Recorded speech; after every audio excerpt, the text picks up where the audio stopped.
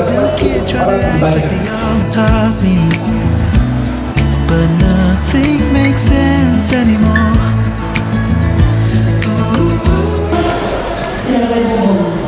Yaitu bertanggung jawab.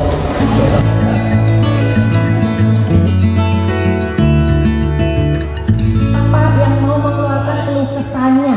Pernah diomongin jelek apa sama orang? Kamu nggak cerdas. Jadi anak kok susah diurus.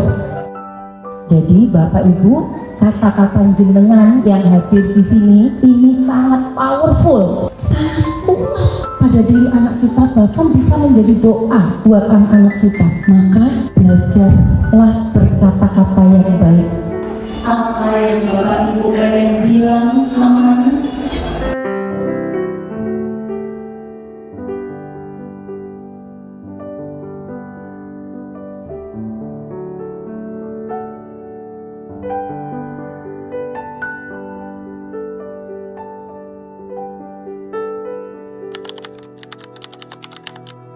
Full stop. Can't believe I live in your thoughts. I think about you all the time, morning, evening, and midnight. Such a wonderful delight.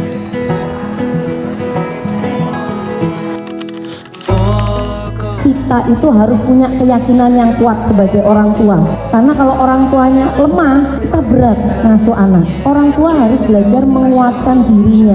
Dengan cara apa? Bahwa tiap anak itu unik, punya kekuatan masing-masing, punya kelebihan masing-masing, punya jalan hidupnya masing-masing. Yang cuma sebentar tapi mereka meluangkan waktu 100% ya, hatinya, mentalnya, pikirannya semua dicurahkan ke anak. 15 menit, 30 menit ngobrol itu sudah sangat luar biasa. Kualitas kedekatan dengan istri dan anak tadi udah disampaikan, 15 menit sehari, luangkan. Tapi luangkannya tidak main-main, luangkannya berkualitas. Berkualitas 3. Yang pertama harus ada kontak mata. Yang kedua, fokus tanpa gadget. Yang ketiga itu adalah koneksi, kita tersambung sama orang. Apa bisa dengan bahasa kebatinan, jembatan kita sama orang itu adalah bicara. Sangat banyak sekali manfaatnya bagi kehidupan keluarga, khususnya keluarga saya, dan mudah-mudahan semuanya juga bisa membawa kesan yang sangat baik bagi kita semuanya. Semoga kegiatan ini bukan menjadi yang pertama kali dan terakhir kali. Semoga kegiatan seperti ini rutin diberikan setiap tahun minimal 2 kali.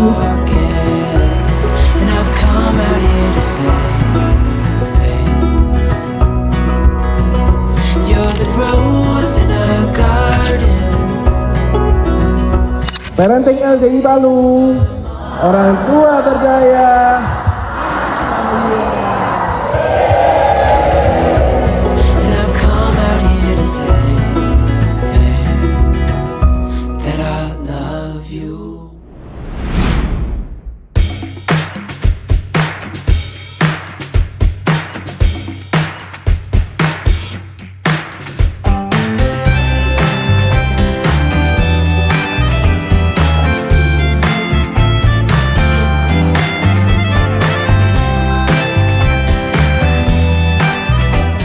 Cara kenal juga seperti itu, cara kenal nggak harus, cara kenal itu harus pacaran, kemudian datang ada tim elit, nggak harus seperti itu. Tapi dari kegiatan kalian bersama-sama dari sini ngobrol, nanti besok ada acara semalam suntuk, ada acara tahun baru pengajian tahun baru, kemudian ada bazarnya, ada game-gamenya, itu tandanya taruh, oh ternyata bagus ini orang ini, oh tanggung jawab orang ini.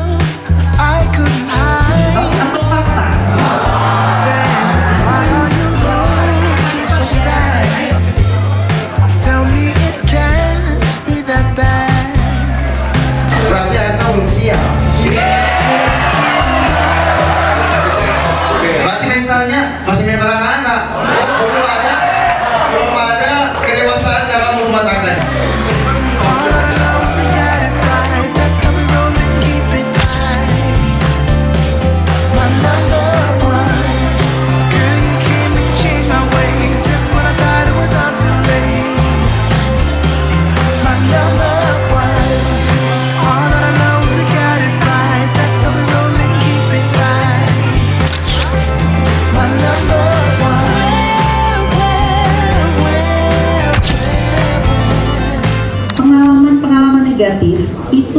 bikin kita jadi berat gitu untuk menjalani, untuk tetap punya semangat menikah, akhirnya jadi nunda misalkan ya, atau kita nggak ada keinginan gitu untuk menikah. Tapi yakinlah karena ini perjalanan, jadi di perjalanan itu selain duka itu akan ada suka. Kira-kira mana yang lebih prioritas? Sehat apa? Siap secara mental kah? Atau siap secara finansial kah? Untuk membangun pernikahan itu?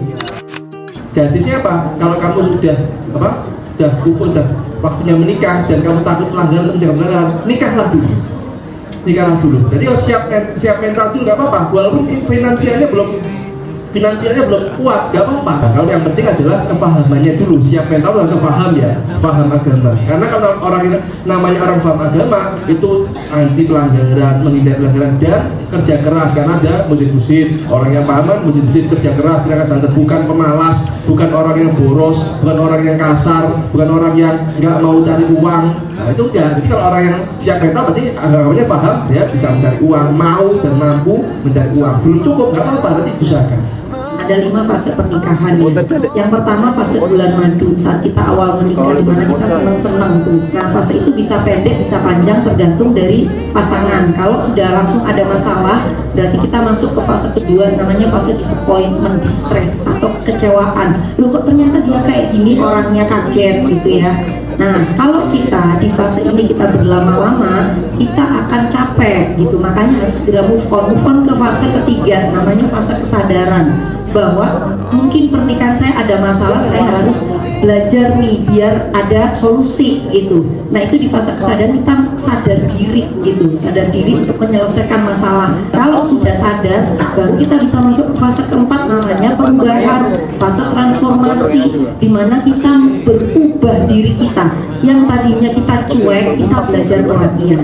Yang tadinya kita kalau apa-apa itu diem dipendem, kita belajar ngomong. Yang tadinya kita kalau ngomong keras, kasar, marah-marah, kita belajar untuk tenang, mengelola emosi. Itulah fase perubahan. Kalau kita bisa mengulang-ulang 4 fase ini, kita akan masuk ke fase kelima, namanya fase cinta sejati, real love. Itu di minimal 10 tahun pernikahan. Kesan saya yang pertama adalah pembelajaran yang sangat banyak yang sudah bisa kita petik tentunya. Mulai dari bagaimana kecemasan itu muncul. Kemudian yang selanjutnya adalah bagaimana cara kita mengatasi kecemasan. Tentunya dalam kesimpulan akhirnya adalah kita itu tidak boleh terlarut dalam kecemasan. Bahkan naudzubillah min dzalik, sampai di penghujung kita terus berada dalam kecemasan, akhirnya menunda kita untuk menikah. Mungkin bisa di follow up per 3 bulan atau per 6 bulan. Jadi acaranya jangan hanya sekedar teori saja, tapi ada feedback yang bisa kami dapatkan dari para peserta yang siap menikah ini.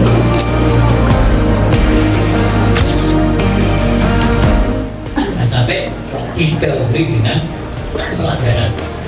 Usman LDI Bandung. Siap.